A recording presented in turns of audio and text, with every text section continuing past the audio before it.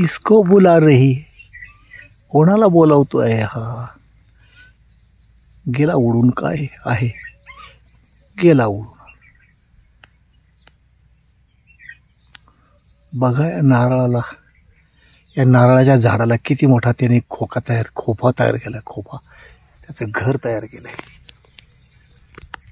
असं वाटतं हा जेव्हा ओरडतो तेव्हा स्टेनगन चालू आहे का मशीन चालू आहे का असं कळत नाही. टारटो टोक टोक टोक टोक टोक टोक काही आवाज करतो. आता आलाय परत.